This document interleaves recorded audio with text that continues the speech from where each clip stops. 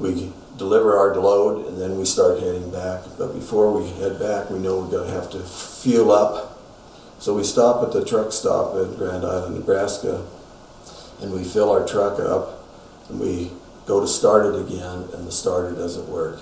We go back into the truck stop and start talking to truckers. Finally, we find a trucker who's willing to give us a shove.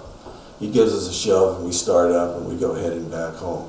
Well, now it's snowing, and we're having no heater in the truck, and we head along.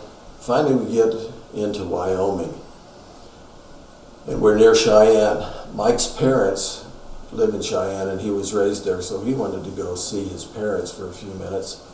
So we go over to their house, and of course we leave the truck running in the driveway because we can't have any way of starting it. And after our visit, we go out, and as every good trucker does, he thunks the tires with his club to make sure that there aren't any flat tires. Well, of course there's a flat tire, so we have to go over to the tire shop to get it changed. We pulled up to the tire store and pulled into a blind alley next to it where he wanted to change the tire.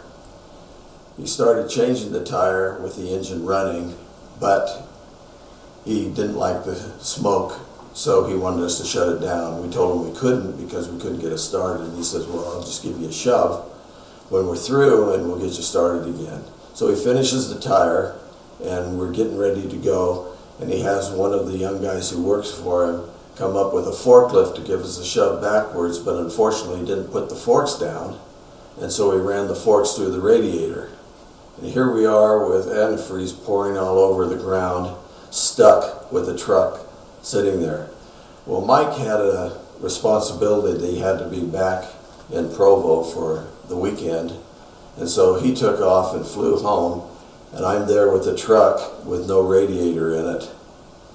I borrowed his dad's car, and I drove down to Denver where they had the truck wrecking yards, and I spent a whole day going from yard to yard trying to find a radiator to put into this truck.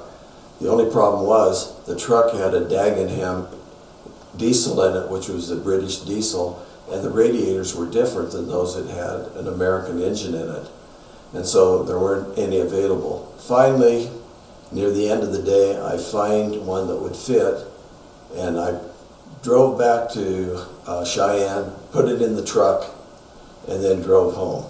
So that was our first venture out with our large order.